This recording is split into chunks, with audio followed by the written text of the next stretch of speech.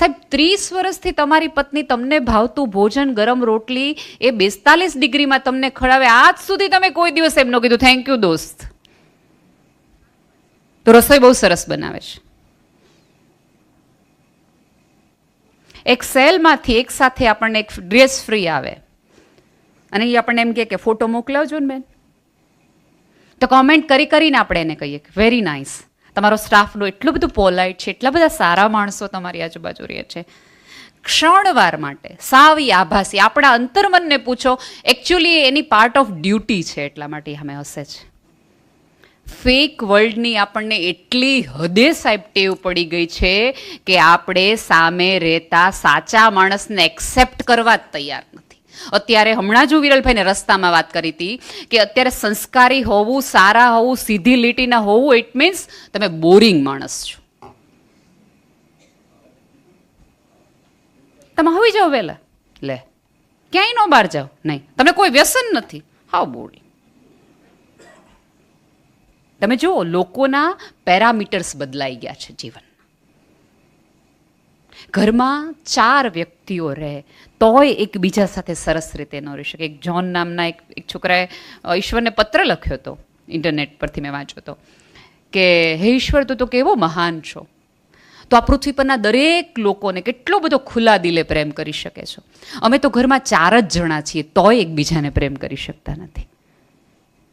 ક્યાંક ને ક્યાંક આપણે બધા આવા થઈ ગયા છીએ.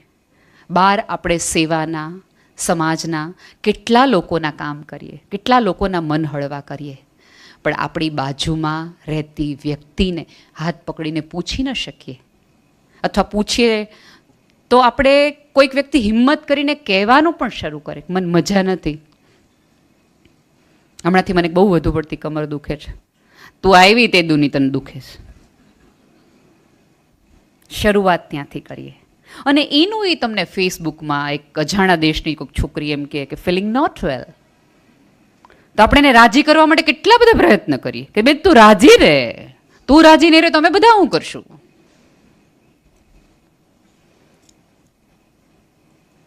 ભાઈ જે એમ કે બહુ કંટાળો આવે છે ઓફિસમાં, તમને કેદી મજા આવીશ.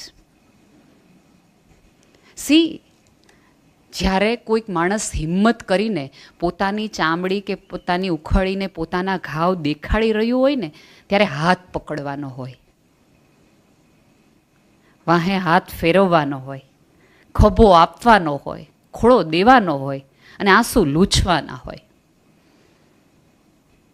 આવું બધું ઓન સ્ક્રીન કરવાનું હોય તો આપણને જરાય વાંધો નથી, ઓફ સ્ક્રીનમાં જ વાંધો છે.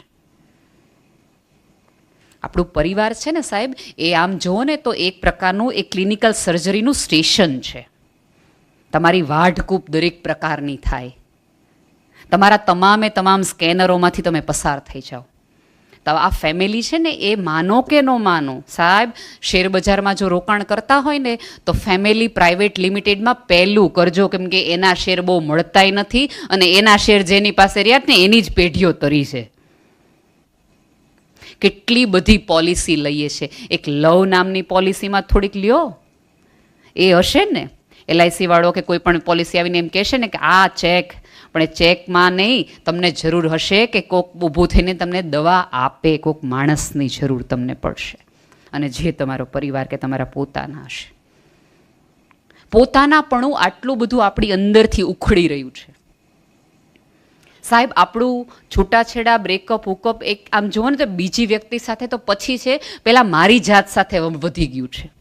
હું મારી સાથે જ કનેક્ટ નથી થતી, મને મારી હારે જ મજા નથી આવતી. અને પછી આપણે જો એવી અપેક્ષા રાખતા હોય કે કોઈ આપણી સાથે વાત નથી કરતું, કોઈ આપણી સાથે બેસતું નથી, તો ક્યારેક થોડી વાઢકૂપ જાત સાથે કરી લેવી. આપણને ટેવ કેવી થઈ ગઈ છે જીવનમાં કે આપણી અનુકૂળતા પ્રમાણેના સંબંધો જોઈએ, આપણી અનુકૂળતા પ્રમાણેના માણસો જોઈએ, આપણને યસ નો કે એવા આપણને સંબંધો ગમે છે. મુલ્લા નસરુદ્દીનને ત્યાં એક પંખી ઉડતું આવ્યું, અને પંખી કંઈક બહુ વિચિત્ર પ્રકારનું પંખી. એને એમ થાય કે આવું હાળું કોઈ દી જોયું નથી, છે કંઈક નવું પ્રકારનું અને મજાનું, અને હશે કંઈક મૂલ્યવાન, તે કાલ સવારે વેચશું તાના પૈસા આવશે. પણ આના પીછા છે ને વધુ પડતા આમ હવામાં રહીને ઉડીને વિચિત્ર પ્રકારના થઈ ગયા. આને થોડાક ટ્રીમ કરો એટલે આમ થોડુંક દેખાવડું ને રૂપાળું ને મજાનું લાગે. થોડાક એના પીછા ટ્રીમ કરે છે. પછી એમ થાય કે આ પંક્ષી બહુ જ સારું છે, ઉડી તો મોટા હશે પણ એના નખ કાંઈક બહુ વાગી જાય એવા છે. કાલ હું વેચવા જઈશ ને તો કોકને નખ જોઈને એમ કહે કે આ પંખી તો વગાડે એવું છે. એક કામ કરો, થોડાક નખ કાપી નાખો. આ કલગી થોડીક આમ ન હોવી જોઈએ, થોડીક આમ એકદમ શેપ આમ મજાનો હોય ને તો આના પૈસા જાજા આવે. કલગી કાપી નાખે, પીછા કાપી નાખે, નખ કાપી નાખે, પૂંછડીને થોડોક રંગ કરી નાખે. પંખી હોય એના કરતાં થોડુંક નાનું કરી નાખે. પછી પંખીને મૂકીને દૂર જોઈને એમ કે હાશ, હવે આ પંખીનું નામ ચકલી પાડી શકાશે. ક્યાંક ને ક્યાંક આપણે સંબંધોમાં, પરિવારમાં, પોતાના આજુબાજુના લોકોમાં આવી વાઢકૂપ કરીને આપણા મનમાં જે છે એ પ્રકારનો માણસ બનાવવાનો પ્રયત્ન સતત કરતા હોય છે. સાહેબ, જીવનમાં કાતર લઈને ફરશો તો વાઢકૂપ જ થશે. 100 દોરા લીધા હશે ને તો કોક દી જોડાઈ શકશો અને પોતાના પણ સાચવી શકશો. અમારે ત્યાં સૌરાષ્ટ્રમાં ઓલો ચંદરવાની ટેવ છે. જૂના જૂના કાપડો અત્યારે તો હવે ફેમ ઇન્ડિયા વાળાને બધા એને બહુ મોટી કિંમતે વેચે છે. ડિઝાઇનર એને કહેવામાં આવે છે. 4 બાજુના ટુકડા હોય એને ભેગા કરી નાખો અને સરસ મજાનું રૂડું રૂપાળું આખું ચિત્ર લાગે. આમ જુઓ તો આ ચિત્ર છે ને એ જીવન છે. લાલની બાજુમાં પીળું હોય, પીળુંની બાજુમાં કાળું હોય, વચ્ચે ધોળું હોય, ક્યાંક આખા પ્લેનની વચ્ચે ફૂલડાવાળું હોય, ફૂલડાની બાજુમાં એક લાઇનિંગવાળું હોય.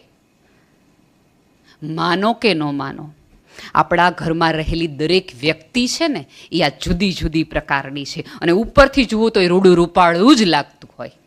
અને મારી માટે તો આપણા પરિવારની દરેક વ્યક્તિ એ જગત જોવાની જુદી અને નવી બારી છે. તમે પિતાની નજરેથી જોશો આ જગત તો તમને એક અવકાશ દેખાશે કે અહીંયાથી તરત બહાર નીકળો એટલે બધું પોતાનું થાય. દાદાની નજરેથી તમે જગત જોશો તો તમને ધૈર્યપૂર્ણ લાગશે. બેનની નજરે તમે જગત જોશો તો તમને આખી મૈત્રીપૂર્ણ જગત લાગશે. સિક્રેટ જે તમારા સાચવી નાખે એવું આ જગત લાગશે. માની બારીએથી તમે આ જગત જોશો તો તમને જગત પ્રેમ લાગશે. અને દાદીની બારીમાંથી તમે જગત જોશો તો તમને જગત વાત્સલ્યપૂર્ણ લાગશે. પણ આપણે કોકની બારી નહીં, તે મારી બારી પ્રમાણેની કરવાની ટ્રાય કરીએ છીએ. આપણી સમજ અને ગેરસમજણો આપણે થોપવાની ટ્રાય કરીએ છીએ. મેં કીધું એમ આપણે સંભળાવવાની લાયમાં સાંભળવાનું ભૂલી ગયા. આ જગતમાં આપણે જીતવા આવ્યા જ નથી, જીવવા માટે આવ્યા છે મારા વાલા. પણ આપણને બધાને ઓલો અત્યારે રોગ લાગુ પડે છે, કરલો દુનિયા મુઠ્ઠી મેં. કોક દી ઊભા રહીને પૂછજો તો ખરા, મુઠ્ઠીમાં આવ્યું ખરું કાંઈ? હું માનું જ છું કે આ શાસ્ત્રોમાં, શમશાનની વિધિઓમાં વચ્ચેથી ગામ વચ્ચેથી એ આખી લઈ જવાની વિધિ એટલા માટે જશે કે આપણા પૂર્વજો આપણને કહેવા માગે છે કે અંતે આ સ્થિતિમાં જ જવાનું છે, તું જોઈ લેજે. એટલે દરેકની નજર સામેમાં. અને એટલા માટે જ શાસ્ત્રો એમ કીધું હશે કે ત્યાંથી નીકળે ને ત્યારે 2 મિનિટ ઊભું રહી જવાનું. આપણે જો કોઈ પણ શમશાન યાત્રા નીકળતી હોય તો આપણે ગમે એવા કામમાં હોય તો આપણે ઊભા રહી જઈએ. એ સંકેત ઉપરવાળો આપવા માંગે છે કે ઊભા રહીને જોઈ લેજે, તું ભલે ગતિમાં જતો હોય પણ આ ગતિમાં તારે 4 ખભામાં જવું પડશે. તમે આમ જો ને તો મને તો આપણા શાસ્ત્રો, આપણી સભ્યતા, સંસ્કૃતિ એટલા માટે વધુ ગમે છે કે એણે ઝીણી ઝીણી વાતોની અંદર બહુ મોટા મોટા રહસ્યો મૂક્યા છે. કોઈ કારણ વગર કોઈ નિયમ જ નથી, કોઈ કારણ વગર કશું થયું જ નથી. પણ આ ખળભળાટ, ઘોંઘાટ અને રઘવાટ વચ્ચે આપણે સૂક્ષ્મને તરફ જોવાનું ભૂલી ગયા છીએ અને સમજવાનું ભૂલી ગયા છે. એટલા માટે આપણી બાજુમાં પડખામાં રહેતો વ્યક્તિ છે એ આપણે કકડાટનું એપી સેન્ટર લાગે, જ્યારે કે તો આપણો ભાગીદાર, સાથીદાર છે. તમારો પરિવાર છે એ તો તમારું જનરેટર છે. તમારી જગત આખામાંથી તમારી લાઇટ વહી જાય ત્યાંથી તમારે આવે. અત્યારે બધાના પર્સમાં કે કારમાં એક પાવર બેંક હશે કે તમારું આખું ચાર્જિંગ વયું જાય ત્યાં જઈને કરી આવાય. તમારો પરિવાર એ તમારું પાવર બેંક છે દોસ્ત, એને સતત ચાર્જ કરતા રહેજો. નોળિયો અને સાપની લડાઈ થાય ને પંકજભાઈ, તો એવું થાય કે બંનેની લડાઈ એક સરખી થાય. નોળિયો લડાઈ વચ્ચે થોડીક વાર જઈ અને પોતાની નોળવેલ સૂંઘી આવે પોતાના દરમાં એક નોળવેલ હોય. હવે એ એક લોકો એવું કહે છે કે કાલ્પનિક વાત છે કે નોળવેલ છે કે નહીં, પણ એ દરમાં જાય છે એ સાચી વાત છે કે નોળવેલ સૂંઘી આવે. ત્યારે મને હંમેશા એવું લાગે કે નોળવેલ સૂંઘવા નથી જતો, પોતાના પરિવાર તરફથી શક્તિ લેવા જાય છે. સાહેબ, પોતાની આખી આ મથામણની અંદર તમને તમારી નોળવેલ જળી જાય અને હાથ વગી સતત રાખજો, બાકી બહુ તકલીફના દિવસો આવતા છે. અત્યારે તમે અહીંયાથી નીકળો અને બહાર બહુ ભયાનક વરસાદ આવે, બધા પલળી જાય, કપડાં ગંદા થઈ જાય, તમારા સિલ્કના ડ્રેસ છે એ બગડી જાય, કાદવવાળા થઈ જાય, તમારા મોંઘા લેધરના શૂઝ છે એ બગડી જાય, તો તમે એવું કરશો કે નીકળતી વખતે અરે કપડાં બહુ ખરાબ થઈ ગયા છે, શૂઝ બહુ ખરાબ થઈ ગયા છે, હવે ઘરે કેમ જાઉં? તમે પાડોશીને એમ કહેશો કે દરવાજો ખોલો ને, મારા ઘરે જવાય એમ નથી, બહુ કપડાં ભીના છે, શૂઝ બહુ બગડી ગયા છે, હું બહુ ગંદો લાગુ છું, વાળ વિખાઈ ગયા છે, મેકઅપ બધો વયો ગયો છે. નહીં, આપણે સૌથી વધુ ખરાબ, ગંદા, ગોબરા ગમે એવા થઈને ઘરે જઈએ છીએ, કારણ કે એક શ્રદ્ધા છે કે અહીંયા બારણું ખોલનાર વ્યક્તિ મને એવું નહીં કે કેવા લાગોસ કે કેવી લાગે છે. આપણે ગમે એવા હારીને, થાકીને, હાફીને, રજડીને ક્યાંકથી આવો તો અંતે ઘર તરફ જાય. સાહેબ, આ પૃથ્વી પરનું દરેક વ્યક્તિ પૃથ્વીના કોઈ પણ ખૂણામાંથી જાય એટલે ગમે એવું ઘર કકડાટવાળું લાગતું હોય ને તોય એને પહેલો હાશકારો એના સોફા ઉપર જ થાય. ગમે એવી 3 સ્ટાર 5 સ્ટાર હોટલમાં જાઓ, ગમે એવા તમે સારા ગમે એવા હિલ સ્ટેશન ઉપર જાઓ, તોય 4 દીમાં ઘર જ યાદ આવે. એક ભાઈને બહુ વિદેશ પ્રવાસ કરતા હતા અને બહુ બહારગામ રહેતા હતા, અને એક જગ્યાએ જઈને હોટલને જઈને એમ કીધું કે બળેલી રોટલી દે, દોડાયેલી દાળ દે, ડુંગળી છે આમનમ મૂકી દે, મીઠું મૂકતો નહીં, છાશમાં થોડીક વાસ આવવી જોઈએ, અને અહીંયા ઊભો કકડાટ કર, પ્રશ્નો પૂછ મને બધાય. એટલે ઓલા વેઇટરને એમ થયું કે આ ભાઈને શું તકલીફ પડી? એ કે તકલીફ કંઈ નથી પડી, બસ કાંઈ ઘર યાદ આવ્યું છે કે. ટ્રસ્ટ મી, ક્યારેક મિસ કરશો જ્યારે તમારી આજુબાજુનું એકાદ વ્યક્તિ, જ્યારે તમારા ફોનમાં જે ફોન નંબર દિવસમાં 4 થી 5 વાર આવતો હશે અને નંબર તમને ડિલીટ કરવાનો આવશે ને ત્યારે તમારી અંદરનું અડધું વિશ્વ ડિલીટ થઈ જશે. જ્યાં સુધી એકબીજા સાથે છો, એકબીજા પાસે છો, ત્યાં સુધી એ સ્મૃતિઓને, એ અવાજને પોતાના કરી લ્યો.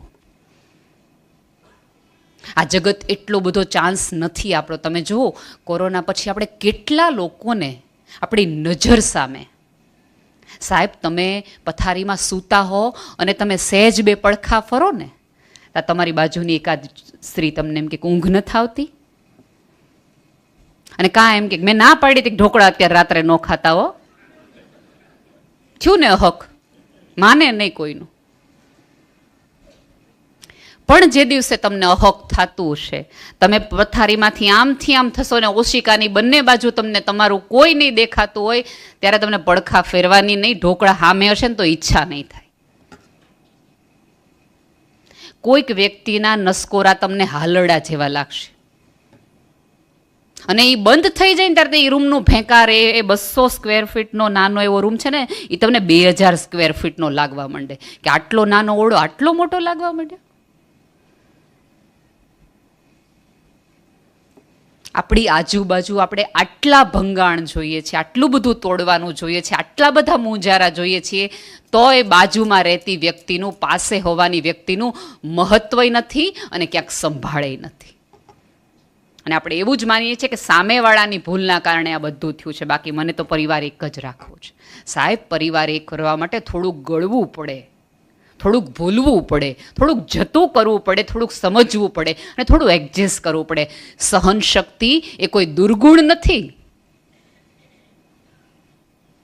આપણે ક્યાંક અત્યારે એવું માનવું પડે છે કે બિચારા સહન બહુ કરે છે, બિચારી સહન બહુ કરે છે. હા, અન્યાયની વાત હું નથી કરી રહી, પણ જે નાની નાની વસ્તુઓ છે એમાંય આપણે હવે નથી કરતા. આપણને ક્યાંક ટીવી સિરિયલોથી લઈ, ફિલ્મોથી લઈને એવું સમજાવી દીધું છે કે એડજસ્ટ કરો, સહન કરો, બધું ચલાવી લો. ઇટ મીન્સ કે તમે સુખી નથી, તમે ઢસડી રહ્યા છો જીવનને, એવું આપણને કહે. અને આપણે ઢસડી રહ્યા છીએ એવું કોઈક આપણે બાજુવાળો આવીને કહી જાય એલા ભલામણા હું આટલા વર્ષથી જેવું મને નહીં ખબર પડતી હોય. અને સામે કાંઠે હંમેશા સુખ જ હોય. એવું આપણે કહેવત છે ને કે ભાઈ સામે કાંઠેથી તમે જુઓ તો આપણે લીલું ઘાસ જાઓ, ત્યાં જાઓ તો ઘાસમાં ગારો દેખાય. આ જ આપણા બધાની સ્થિતિ છે. એક વખત એક રાત્રે એક આકાશવાણી થઈ ગામમાં કે કાલે સવારે તમે એને બધાને એક સૂચના આપવામાં આવે છે કે તમારા જેટલા જેટલા દુઃખો હોય, જેટલી જેટલી તકલીફો હોય, જેટલી જેટલી મૂંઝવણો હોય એ થેલામાં ભરજો અને દરિયામાં નાખી દેજો. અને વળતી વખતે તમને જે સુખ જોતા હોય એનો વિચાર કરતા કરતા આવજો. કાલ સવારે તમને સુખ મળી જશે. પહેલાં તો બધાએ એમ કીધું કે આવું કાંઈ હોય નહીં, આવા કાંઈ ભાડ્યા નથી. પછી હવને એમ થયું છાના રસ્તે જવામાં શું વાંધો છે, ટ્રાય કરી લ્યો ને. કેમ આપણે કોરોનામાં કેટલી બધી ટ્રાય કરી નહોતી. કોક એમ કે લીમડો ખાવ તો લીમડો કરી નાખે, કોક એમ કે લીમડો ઊંઘો તો કે ઊંઘી નાખે, કોક એમ કે પથારી નીચે રાખો તો પથારી નીચે, કોક એમ કે લીમડાના નીચે 3-4 વાર હાલો. બધુંય કરી જોયું. અખતરા કરવામાં કોને બાપની દિવાળી કરી લીધા. એવી જ રીતે એ આખા ગામે નક્કી કર્યું કે આપણે નાખી આવીએ દુઃખને, હાલો ને. એ બાને જાતું હોય તો જે જે દુઃખો હતા બધાએ વિચાર્યું કોથળામાં ભર્યા, કોથળો નાખી આવ્યા દરિયામાં. અને બધા એકબીજાને હામાં મળે, બધા એકબીજાને હામાં મળે. એટલે આણે કર્યું, આણે કર્યું, આણે કર્યું તો હવે સાચું થવાની જ છે. આકાશવાણી કીધું એમ જ થવાની શીખી. હવે આમ જુઓ તો એ શહેરની સવાર સુખરૂપ હોવી જોઈએ. ગામમાંથી બધા જ દુઃખ જતા રહ્યા હતા. સવારે ભાઈ પહેલા વહેલા ઉઠ્યા અને જોયું તો કે છતનો કલર બદલાઈ ગયો, થોડીક ઊંચી થઈ ગઈ હતી. રૂમ થોડોક મોટો થઈ ગયો હતો. પડદા જેવા જોતા હતા એવા જ ફ્લાવરવાળા આવી ગયા છે. એમ તો કહ્યું હાચું પડ્યું, સટાક દઈને ભાઈ મજાથી હોઈશું. પોતે તે થોડાક દુબળા થઈ ગયા હતા, વાળ નહોતા, વાળ આવી ગયા હતા, સરસ મજાના લાગતા હતા. અને બારી ખોલી જોતી હતી એવી જ કાર મજાની પડી હતી. ગાર્ડને હતું, જે જોતા હતા એ ફ્લાવર્સે હતા, બધું હતું. એમ જે પતી ગયું, આપણે સુખી બોસ. નીચે ઉતર્યા તો પત્ની સરસ રીતે ગુડ મોર્નિંગ કીધું તો કે લે આ તો રૂપાળી થઈ ગઈ. આય માગ્યું તું એ કે બધું. અને રાજીનો રેડ થતો થતો એ માણસે દરવાજો ખોલ્યો અને આમ આળસ ખાધીને જોયું, લે ઓલાનો આ પટેલભાઈનો બંગલો ભારે મોટો થઈ ગયો. લે અને હાડા 2 કાર, આપણે યાર એક જ કારમાં ગઈ. અને એની પત્ની તો ઓલા કરતાય વધુ હારી. યાર આ તો પેલા કરતાય વધુ હારી લાગે છે. અફસોસ લઈને અંદર આવ્યા. જેને પત્ની સુંદર થઈ ગઈ હતી, 2 કાર થઈ ગઈ હતી, બંગલો મોટો થઈ ગયો, તો એણે જ્યારે જોયું ત્યારે એને એમ થયું એટલે આણે હાડા હેલિકોપ્ટરમાં ગયું, બહુ કરી જોયું. સેકન્ડ વારમાં સુખી ગામ અફસોસની યાદીમાં આવી ગયું. અત્યારે આપણે બધા જુઓ, આપણી પાસે બધાનો એક નાનો મોટો અફસોસ છે. અરીસામાં જોઈએ છે ત્યારે આપણે થાય કે હું સહેજ મોટી હોત ને તો હીલ ન પહેરવી પડત, સહેજ આ વાળ લાંબા હોત ને તો વાંધો ન આવત, આ પેટ સહેજ આમ અંદર હોત ને તો કંઈ વાંધો નહોતો. આપણે આપણાથી જ રાજી નથી અને સામેવાળા પાસેથી એવી અપેક્ષા રાખીએ છીએ કે હું તારી માટે કેટલું કરું છું, તું મારાથી રાજી રહે. दोस्त जैसा बजाओगे ऐसा ही सुनोगे. જેવા પડઘા વાપશો, જેટલું બોલશો એવા જ પડઘા પડશે. જ્યારે હું જ મારાથી રાજી ન હોય તો આ જગતની એક પણ વ્યક્તિ, એક પણ સંબંધ, પરિવારનો એક પણ વ્યક્તિ મારી સાથે રાજી ન રહે, કારણ કે મને મારી યારે મજા નથી આવતી. અને પરિવાર હોઈએ ત્યારે તો સૌથી મોટી વસ્તુ એ છે કે જ્યારે આપણે આપણાથી રાજી ન હોઈએ ત્યારે બાજુવાળી વ્યક્તિને પોતાની જેને સાથે સંબંધ જોડાણો હોય, જે પોતાનું હોય, એને તો ખુલ્લા દિલે કહેવાની ટેવ રાખીએ કે યાર મજા નથી આવતી. હમણાં આજકાલ હું બહુ ચીડાઈ જાઉં છું. હમણાં ખબર નહીં નાની નાની વસ્તુનું બહુ ટેન્શન આવી જાય છે. અજાણ્યા લોકોને પાસે જઈને આપણે પૈસા આપીને એમ કહીએ તમે મને થોડીક વાર સાંભળો ને. કાઉન્સિલર પાસે જઈએ છે, સાહેબ જેના ગર્ભમાંથી આપણે નીકળ્યા હોઈએ, જેના પડખા આપણે સેવ્યા હોય, જેની સાથે જીવનના કેટલીય મોટી લડાઈઓ લડી હોય, એ વ્યક્તિઓ આપણને ન સમજી શકે ને અજાણ્યું એ એક જુદો જ વિષય છે. મારું એમાં નથી કહેવા માંગતી કે કંઈ ખોટું છે ખોરું છે.